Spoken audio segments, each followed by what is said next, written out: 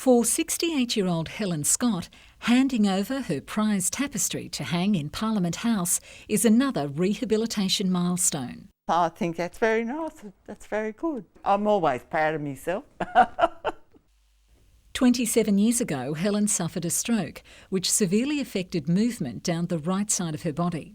But developing a keen interest in arts and crafts has kept the Novocastrian active and achieving. I enjoy it and I think to myself, well, I've done that, now I'll do something a bit different. Helen's work is one of 60 that will be on show during the Stroke of Art exhibition and will join other pieces from survivors in the Northwest and interstate. Organiser Judy Halliday, now an ambassador for the National Stroke Foundation, suffered a stroke 7 years ago. It is important to stroke survivors, particularly because it's something that they can do, something that they will always do to help them succeed, to help them do better and get better and feel good about themselves.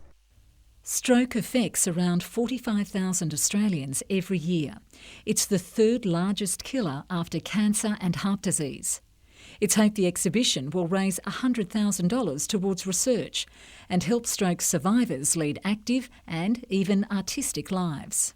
They can do something for the community that is really just as important as anybody else.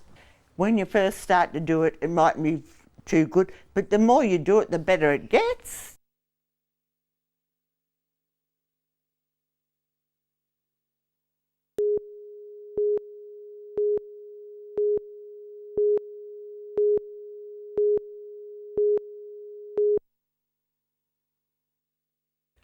Emergency services were initially confronted by a scene of confusion at the crash on the Pacific Highway Belmont North.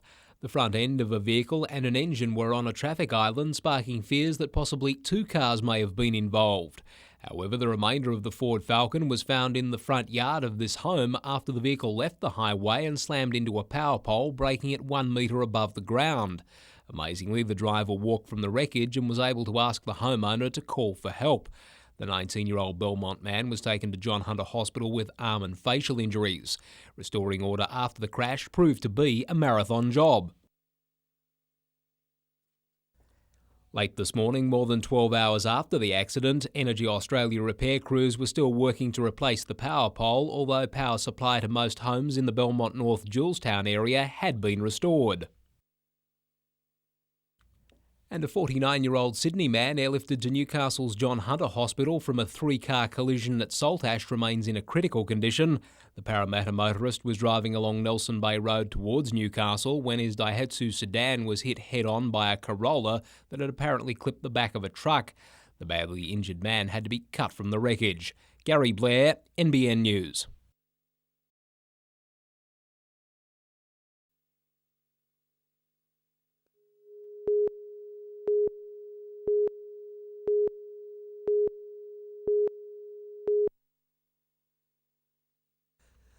Lucas Gresham, seen here at last October's Newcastle round of the Quicksilver Airshow World Series, was one of the three men attacked in Mitchell Street, Stockton last night.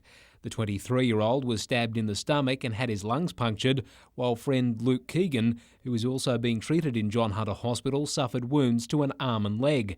A third man, Paul Zenthon, suffered minor injuries in the attack. The trio was stabbed after being allegedly set upon by a man and a 17-year-old youth as they walked to the local ferry terminal for a night out in Newcastle. A witness from a nearby hotel raced to the men's aid and disarmed the alleged attacker, who then fled but later went to Newcastle Police Station. Newcastle Court was today told a confrontation between the youth and the local men sparked the stabbing. Mark Kenneth Wilson from Orange in the state's Central West today appeared in Newcastle Local Court, charged with 3 counts of malicious wounding. Magistrate Steve Jackson allowed him conditional bail to reappear before the court late next month. Gary Blair, NBN News.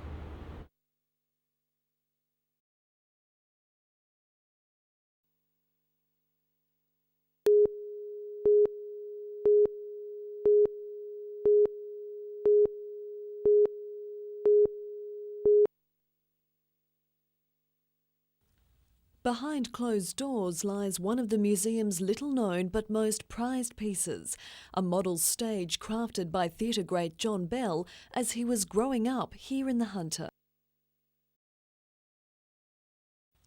The young Bell would stage his own productions using picture reels, and even then he had a fascination for all things Shakespearean, this one telling the story of the tragedy Macbeth. Bell donated it to the museum last year, but as yet it hasn't been seen by the public. What we've got to do is to work out how we can safely put it on display, because there's only one of those ever anywhere in the world. It's just one of about 5,000 historic items housed by the museum, many kept in storage rooms. They're usually off limits to the public, but today their hidden treasures were revealed as part of Heritage Week. I think people have an idea that if something's in storage in a museum, you don't care about it or it's not important. And I think what I wanted to show was that we have so many things in storage to take care of them. It's excellent. I've been outside, but not in here, which is good, you know. The behind-the-scenes tour was such a success, it may be repeated next year. Natasha Bayersdorf, NBN News.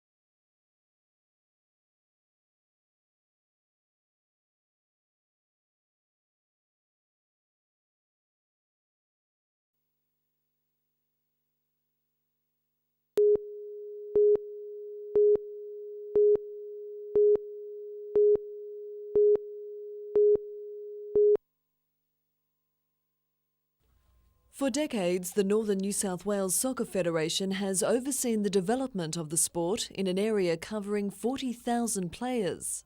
By any measure, this federation is probably the most successful in Australian soccer. It is financially successful, it is administratively sound, the coaching basis is sound. But under the wide-ranging Crawford report into Soccer Australia's activities, the federation may cease to exist, swallowed up by the larger Sydney-based Soccer New South Wales. The move would bring New South Wales into line with the other states. The federation, though, says it'll fight the move to the courts if necessary.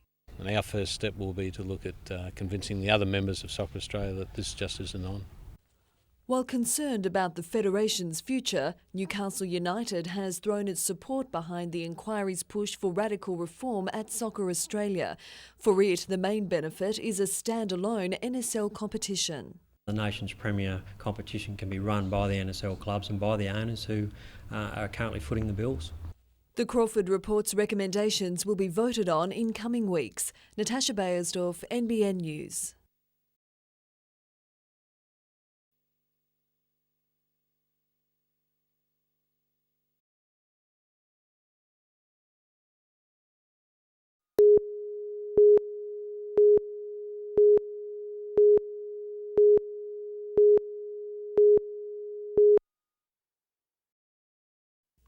Newcastle United is a different team in the Championship playoffs to the one that finished fourth in the regular season. 3 games in and 3 losses, 2 at their normally lucky home ground, sees the team at the bottom of the final 6. I don't know who we've shot or who we've run over, but we haven't had the greatest amount of luck this year. United has no chance, short of a miracle, of making the grand final, but ongoing injury woes and a nothing-to-lose attitude will see younger players given a chance in the top grade for the remaining games. We've had a huge injury list for most of the season, to be honest with you, and I think it's just caught up with us. Definitely got that feeling second half the other night anyway. Injuries to Andy Roberts and Joel Griffiths sees young players Adam Hughes, Josh Mitchell and Thomas Liberson promoted against Northern Spirit this Sunday. They'll be tough for us, but you know we've got a few obviously ex-Spirit boys in here that will be a special game for them as well. So hopefully we'll look at them sort of stepping up and and hopefully produce a result for us. United's form against Spirit has been strong. In their 2 encounters this season, United has won one and drawn the other.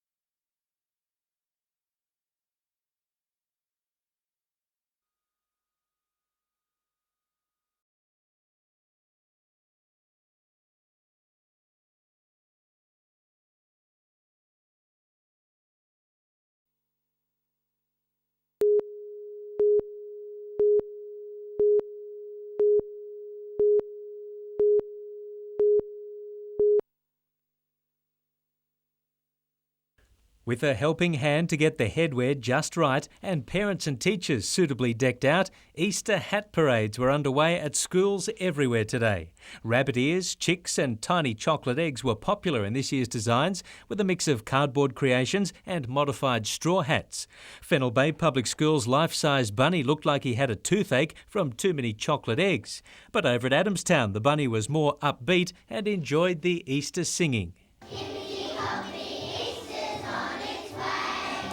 It's clear that the parents and grandparents enjoy the event just as much as the children. And it was a dress-up of a different kind over at St Philip's Christian College today as Year 8 students took part in a medieval celebration.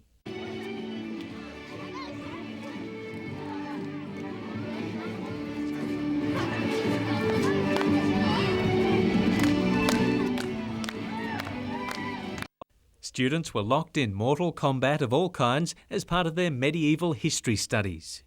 Paul Lobb, NBN News.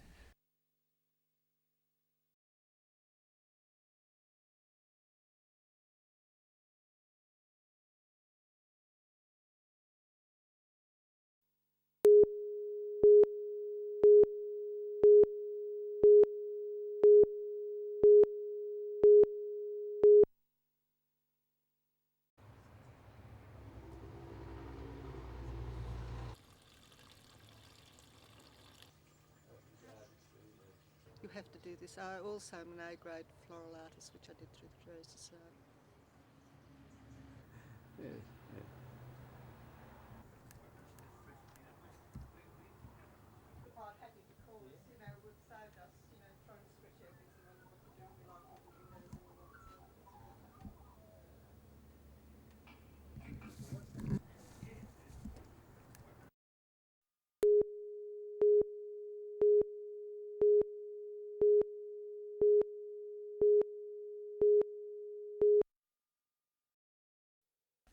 62 years ago today, these men were involved in the 242-day siege of Tobruk, the eventual victory seen as a major turning point for the Allies in World War II. Initially, the nickname of Rats was intended as an insult by the enemy, but these men turned it into a badge of pride. When you go to war with fellows, you sort of become brothers, and we also left quite a few behind. But now there are just 5 Rats of Tobruk who remain active members of the Newcastle sub-branch. Today was their final public service.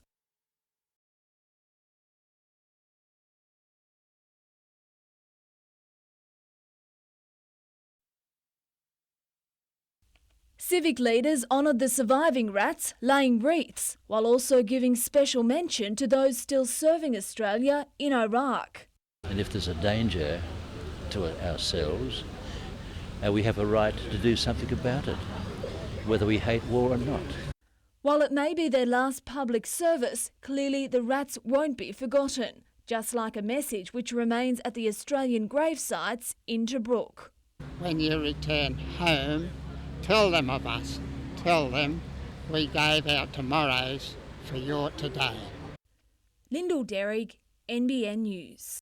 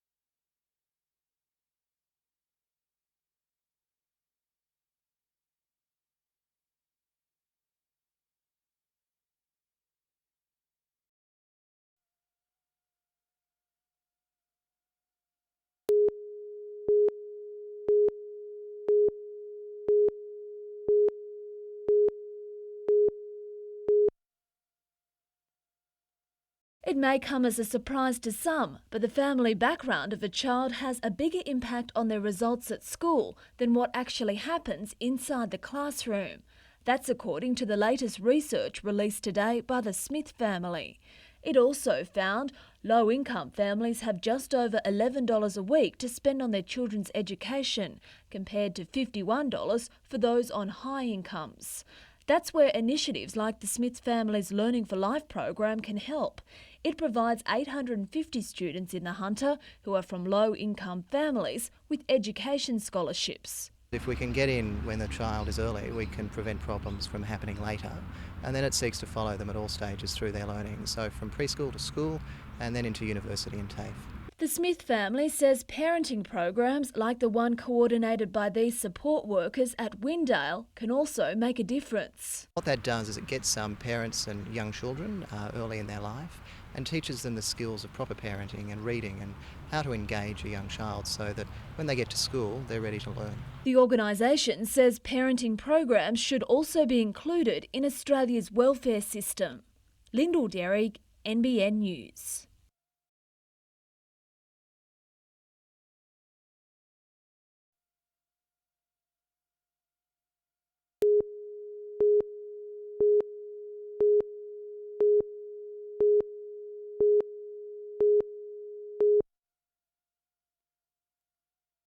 Awards day for the National Basketball League, but the big winners were those who successfully relocated the licence from the now defunct Canberra Cannons to the Hunter Valley. Today was the final day in what's been a very long road for us. Co-owner of Sports Vision International, Mark Heenley, took over the Canberra licence in January when the Cannons slipped into voluntary administration. He now heads a consortium involving former NBL players Butch Hayes and James Crawford to run the Hunter Club that's still to be named. The team certainly won't be called the Falcons, it has a new name and will be the Hunter Somethings. We're currently running a competition in the Hunter Valley to name the team. Newcastle lost its original NBL club, the Falcons, in 1999, but while the new club plans to base itself in the city, the profile will be much different to that of its predecessor. We're not necessarily going to play in Newcastle, we're going to try to get basketball back to grassroots in the Hunter Valley and play in a number of venues. The club also searches for players to add to those already contracted from the Cannons. We have certainly had some preliminary discussions with the coaching staff and some potential players. It's understood hometown boy Ben Melmoth is one of those. He's just finished 4 years in Sydney with a championship. Jim Callanan, NBN News.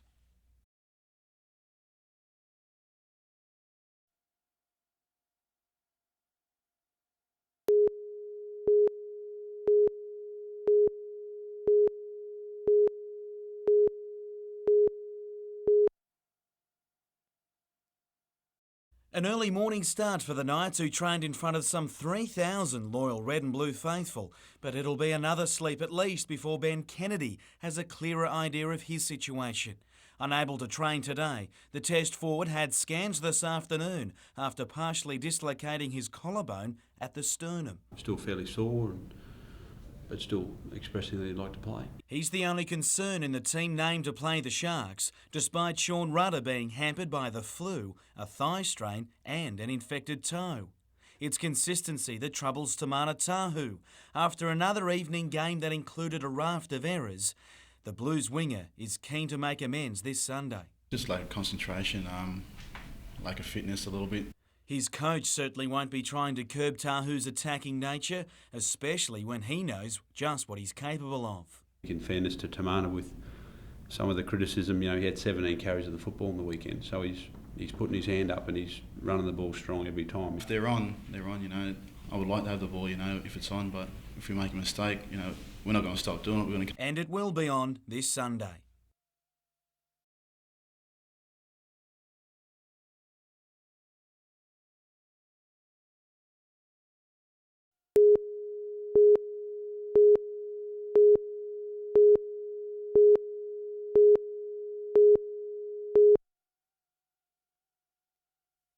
These men are victims of laws the big players hide behind.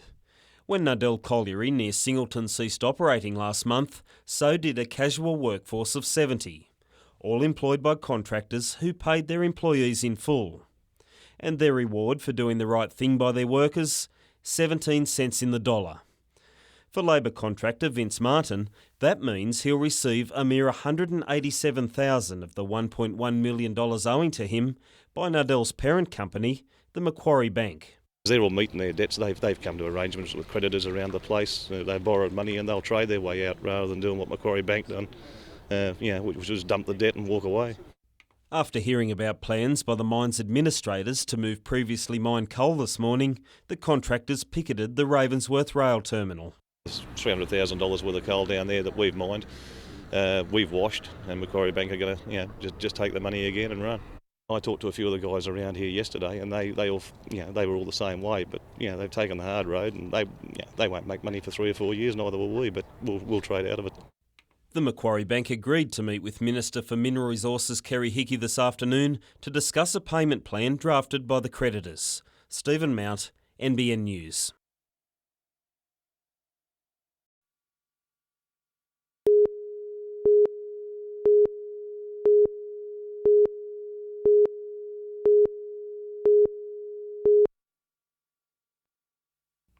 If you need proof that hard work pays off, look no further than Hunter sprinter Mindy Slomka. Years of dedication paid off when she was named in the Australian squad to contest the Paris World Championships in August. It was something that I really planned for, and I've worked hard all off season with my coach and my training group, and it's a fantastic outcome. Mindy qualified for the 4x100 metres relay team and will make her senior level international debut in Paris. And while Mindy is the only hunter athlete named in the squad so far, others are expected to follow, including Jackie Munro. Few athletes have been as consistent this season, 8 starts for 8 wins in the 100 metres hurdles. I'm going to be sent away to Italy to race and as a part of the squad, and from there I have to run another B qualifier to make the team. That B qualifying time of 13.11 seconds is in reach after already being eclipsed this season. But the opportunity will come at least another 4 times when she races in Italy during the European summer. And today, sports administrators from the US inspected sporting facilities in Newcastle. 1,200 American high school students will visit and compete in the region in 10 different sports as part of the Hunter Festival of Sport in July. They'll be joined by other regional athletes in competition, but the benefits to the hunter will be more than financial. The coaches will be getting together, they'll be exchanging ideas and looking at others' training programs, so there'll be lots of benefits there as well.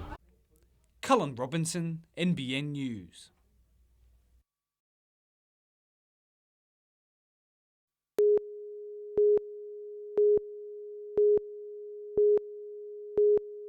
Newcastle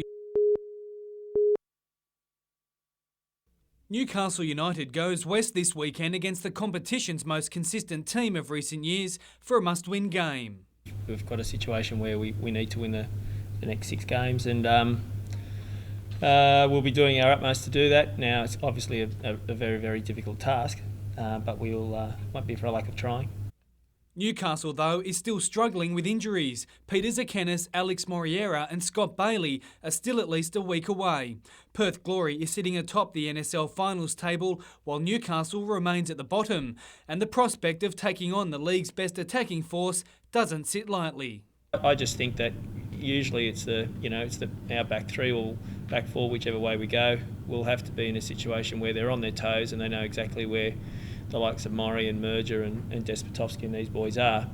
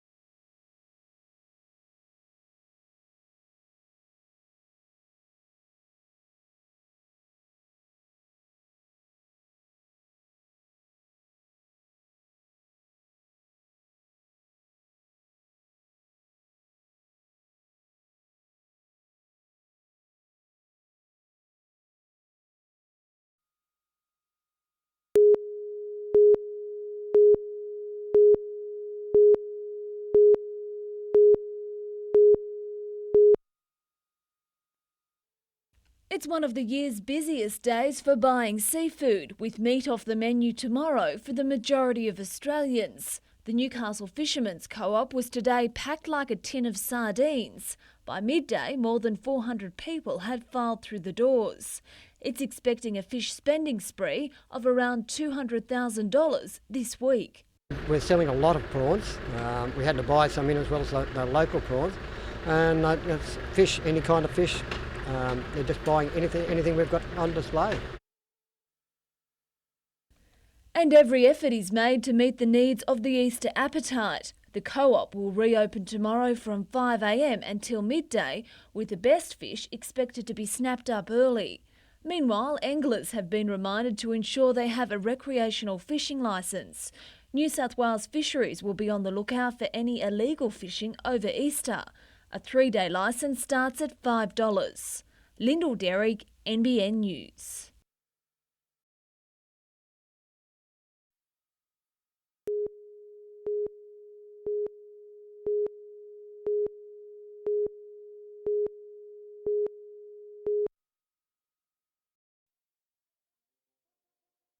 While they may not be as familiar as instruments used to make rock music, the sound is just as impressive. This open quartet could easily have been making music for a movie score.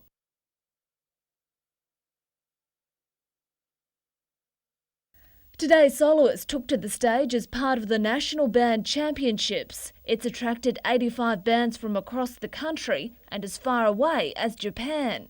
It's being held in Newcastle, which itself has a rich musical history. Back in 1901, Newcastle City Band took home the Championship of Australia. Today, the appeal to play as a team is just as great. I've been involved with the brass band movement for 43 years and I've certainly had a lot of enjoyment out of it and met a lot of people, a lot of great people, a lot of lasting friendships. While some of the instruments may require plenty of puff, 16-year-old Imelda Moore from Brisbane reckons she struck a chord with the tenor horn. I chose it because no one in my family played it and they played every other instrument besides the tuba, and tuba was too big for me to play, so that's why I chose this instrument and stuck with it. While others may be more suited to something a little louder. Lyndall Derrig, NBN News.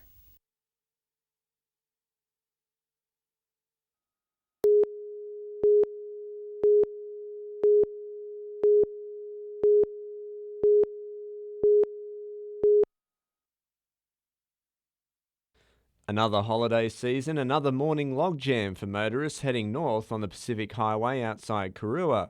After a gradual build-up, the queue eventually stretched for around 7 kilometres by 11 o'clock. Most, though, just grinned and bared it.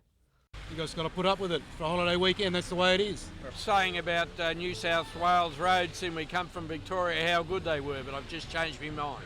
And while it was busy on the highway, it seemed like every man and his dog were at driver revivers. By midday, the key stop at Beresfield, just off the F3 freeway, had served 3,500 visitors since Thursday morning. It's very pleasing to see that drivers are taking the word and stopping and reviving at this reviver and using the other ones as well.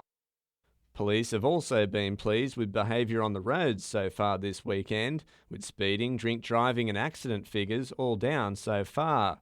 Now they're just hoping the trend continues and that drivers also heed wet weather warnings. Just to take their time, drive to the conditions and just take 10 kilometres an hour off the speed limit when they're travelling in the wet. Colin Baldwin, NBN News.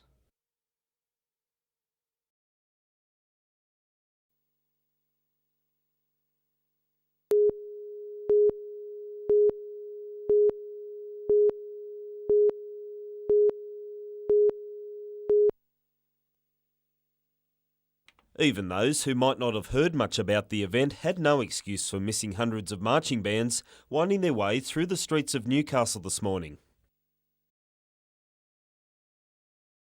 Displaying enough brass to fit out a small ship, almost 200 bands have been in Newcastle since Thursday, competing in the National Band Championships, watched on by would-be conductors.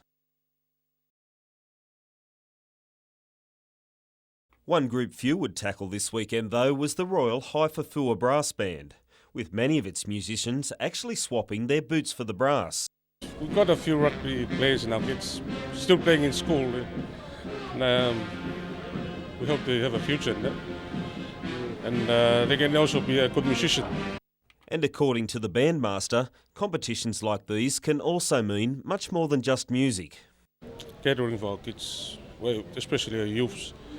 Saves them from, from having bad behaviour which is against the community. Stephen Mount, NBN News.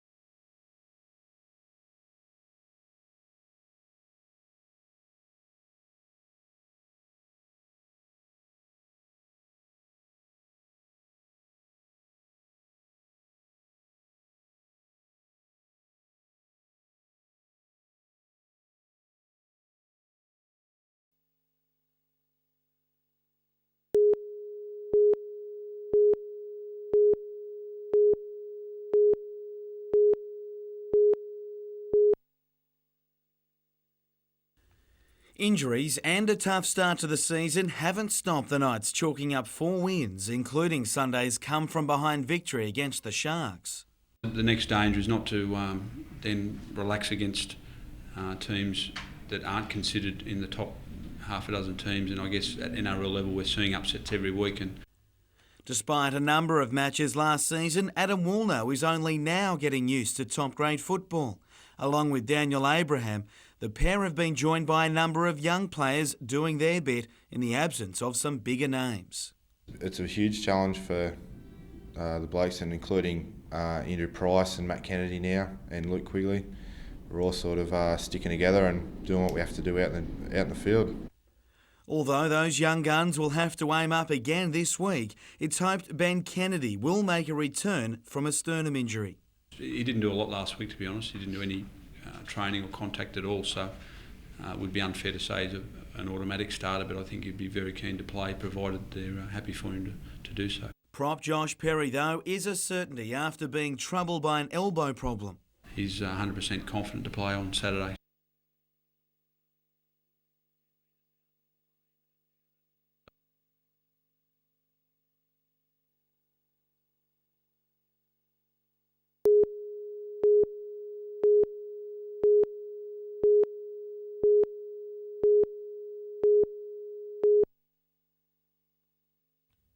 The Northern Spirit match continues to haunt Newcastle, who hope to be awarded 3 finals points after the Sydney side used an illegal substitute during the drawn match.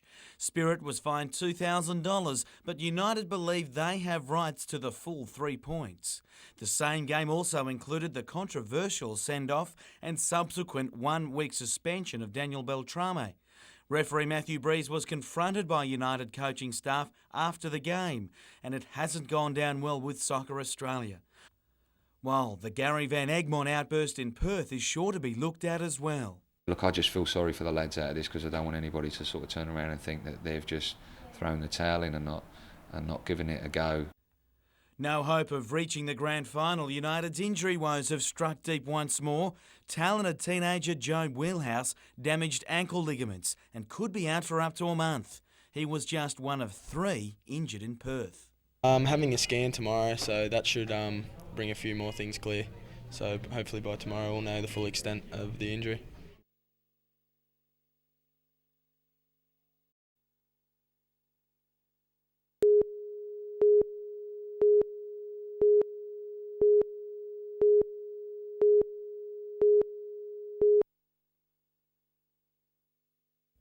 Today's weather on Lake Macquarie offered little for sailors and was more suited to staying in bed. But when Australian and state secondary school titles are up for grabs, it's going to take more than a grey sky to keep keen sailors out of their craft.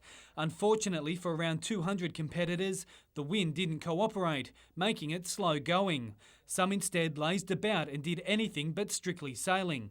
For proud parents on shore, it was a case of settling in for a long race. Like fishermen waiting for an elusive bite, these students were getting excited every time their sails fluttered with air. But no matter how slight it might have been, the wind did offer the fleet some momentum to complete the course for Heat 2. In Division 1, large monohull, a 16-foot skiff skippered by Jeremy Wilmont from Barrenjoey High School crossed first, while in Division 4 sailboards, Morisset High's Sam Fawkes flew the flag for local competitors. Cullen Robinson, NBN News.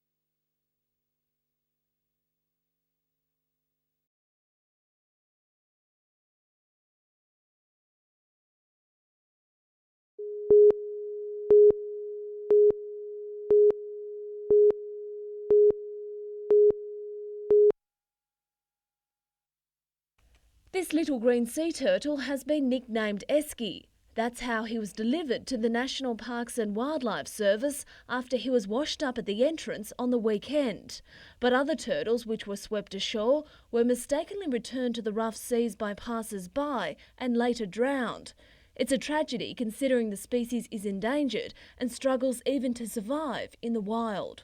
And if you ever watch any of the hatchlings emerging from the nest on a beach, they're very lucky if they make it into the water, and what awaits them there are things like sharks, so they're very, very lucky to actually last more than about a day in the wild.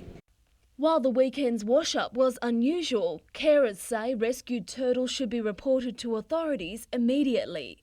As for Esky, he was given a quiet send-off before being returned to the ocean, and if his good luck continues, he may even live to the ripe old age of 60. They do spend time floating out in the ocean until they're probably about 15 years old, when they might move closer into shore and establish a sort of territory, and then perhaps after another 30 or so years they might return to their area where they were hatched for breeding. Lyndall Derrick, NBN News.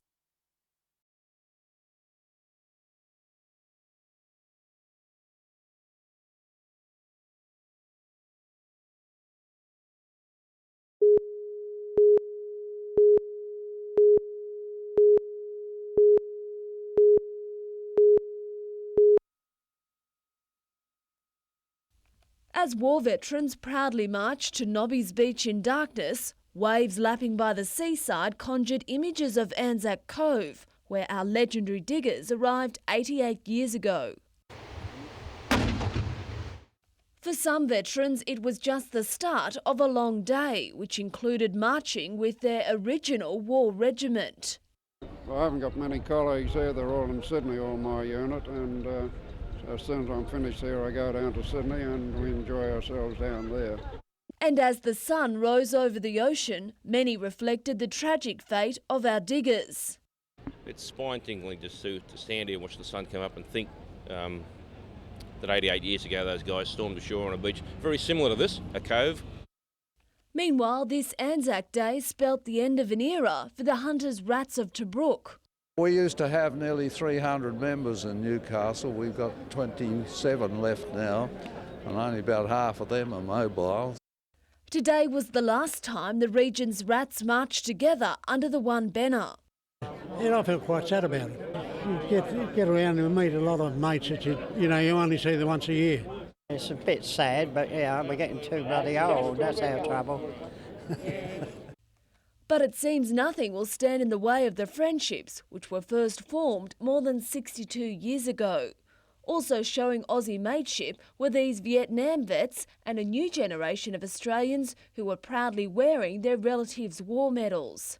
The march concluded in Civic Park for the traditional service, where even an autumn shower failed to dampen the crowd's spirit.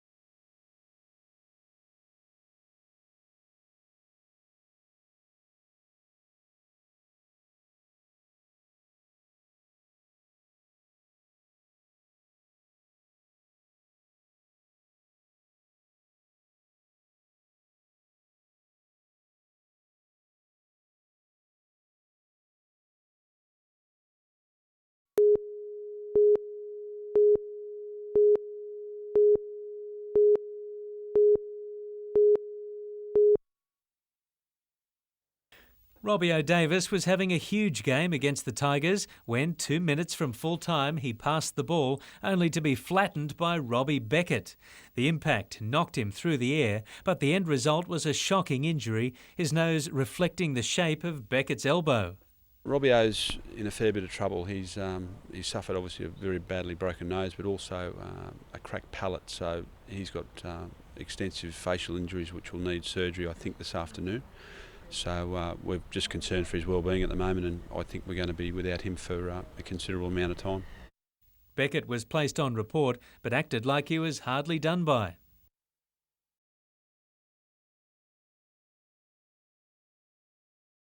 The worst I've seen in a long time associated with the game, and almost unrecognisable in the dressing room or in the medical rooms afterwards, and almost. Coach Hagan is also considering the possibility of going without Joey. I guess that's part of the game now that you're not allowed or able to do that, so hopefully they will treat it in a lenient manner, and then we'll address it from there, but hopefully it won't cost him too much time on the sideline. On the upside, Sean Rudder was named Players' Player for scoring 3 tries.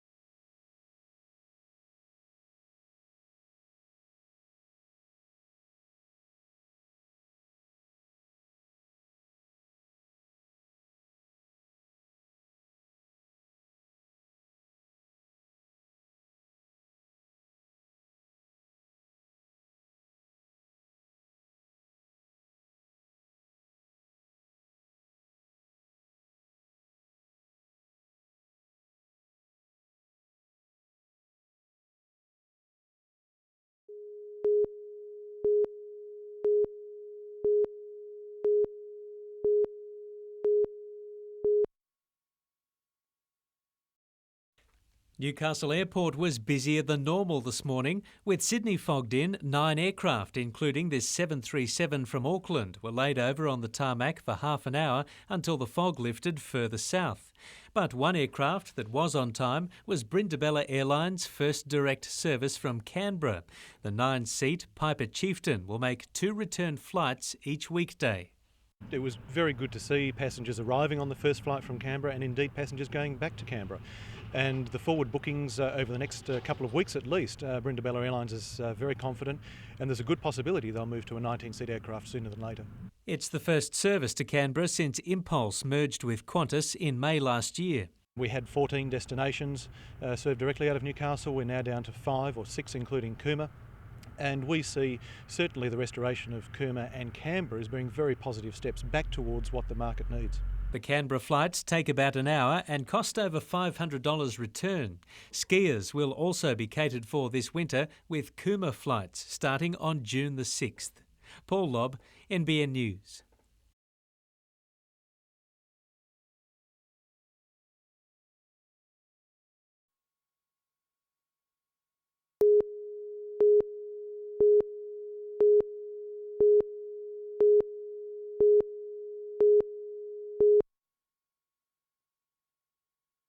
Reported but not charged, a remorseful Robbie Beckett didn't have to offer an explanation today, but he felt obliged. I was running in, and as I was going in, I was committed to the tackle, and I spun, and as I've hit Robbie, my head's flung back, and I've got a knock right on there. It's not how Robbie O'Davis remembers it, but it's now case closed. It was on report, and the league have had a look at it, so I don't know what else we can do from the club's point of view. The club can and will fight eye-gouging allegations levelled at prop Josh Perry by Tigers centre Terry Hill. Not conclusive by any means on video, and Josh is adamant that there was nothing in it, so I think we need to support him on that. Hill, meanwhile, was charged as well for a dangerous throw on Mark Hughes in what was a spiteful match. Hughes is now expected to cover for O'Davis at the back, while Danny Badiris may steer the side from halfback should Newcastle lose its captain. We just need to give some thought to what our best plan of attack is. Sean Rudder knows all about that after Saturday night, posting his first ever top grade hat-trick of tries. First 6 rounds, I haven't got a try, and I'm always there sort of backing up and trying to get one, but it never seemed to come my way, and to get 3 in 1 half is pretty good.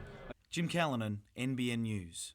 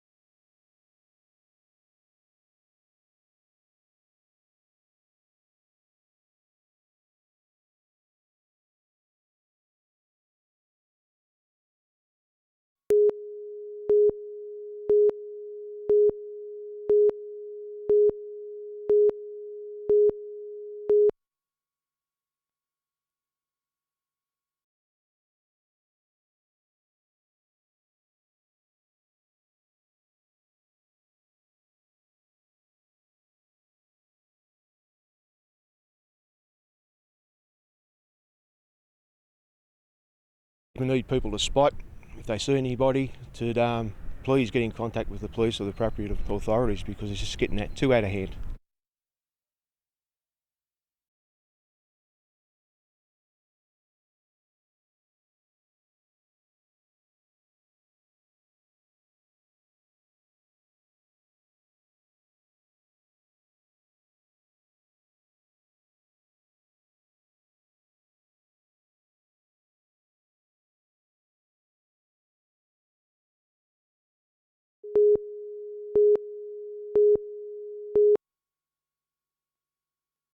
The B-double was being driven south on the University Link Road early this morning when the Victorian driver unexpectedly found the motorway ended and he ploughed into the Jesmond roundabout. A major clean-up was needed after the fuel tanks on the Kenworth Prime Mover ruptured, spilling diesel. The cargo for the trailers was salvaged by hand and loaded onto a replacement truck.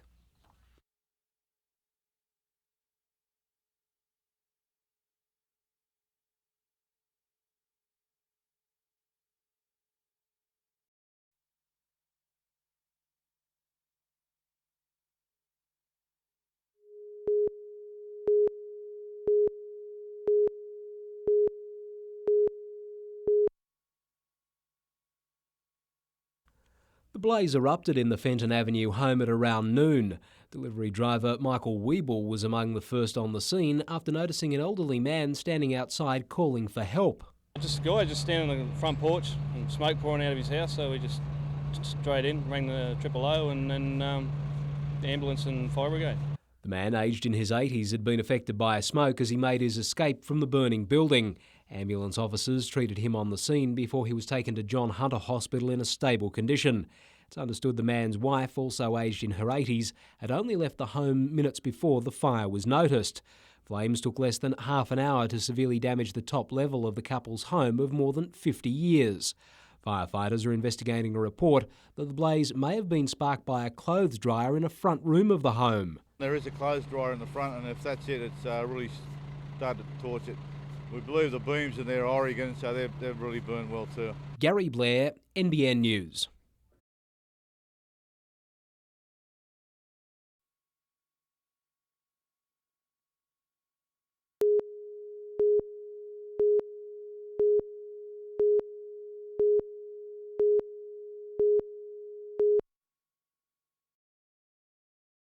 Back home, and not a day too soon. Looking more like a beaten favourite than a leading footballer, O'Davis is unconvinced his clash with Robbie Beckett was an accident. For Robbie's sake, I hope he didn't mean to do it, but I'm disappointed it did happen. Almost as disappointed about no charges being laid by the league.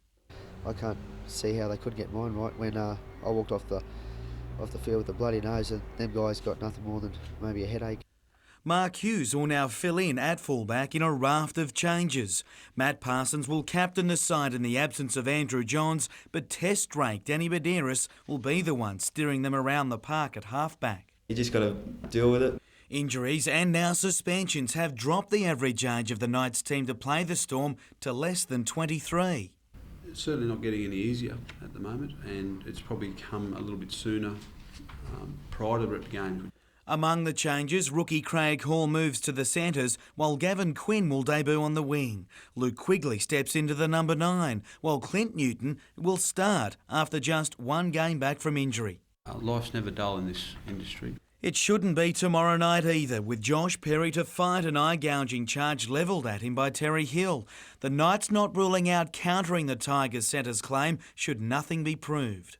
We really need to wait and see what comes out of the judiciary hearing. I don't want to preempt them. Hill also fronts on a dangerous throw charge at the judiciary tomorrow night. Jim Callanan, NBN News.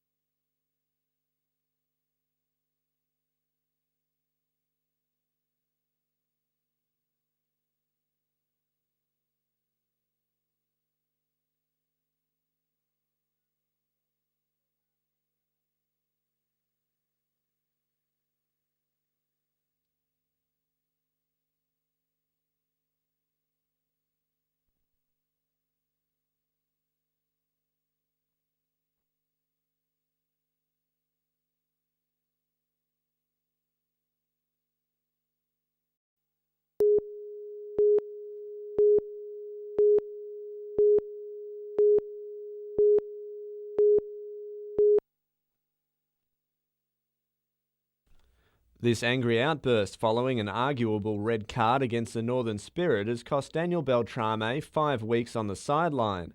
If there's any good news, it's the fact he's already served 2. The same match earned Ian Crook and Gary Van Egmond respective $1,000 and $3,000 fines for comments to match officials, the assistant coach copping the same again after this send-off against Perth. But at the club's corporate lunch today, Beltrame's suspension was probably hardest to swallow, given the games remaining.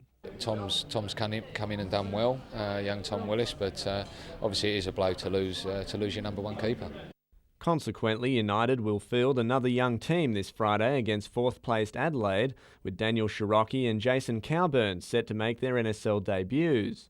Looking increasingly likely to leave the National League is Joel Griffiths, with the United star striker having been offered a 3-year deal to play in Europe. This club in Switzerland called Nakental have offered me a 3-year deal, and I'm just waiting by the phone to get the all clear to go for a medical and whatever else requires. Also at today's luncheon, Soccer Australia's Remo Nogarotto, and while the fate of the Northern Federation won't be discussed at Saturday's key stakeholders meeting, the outgoing chairman has given it a vote of confidence.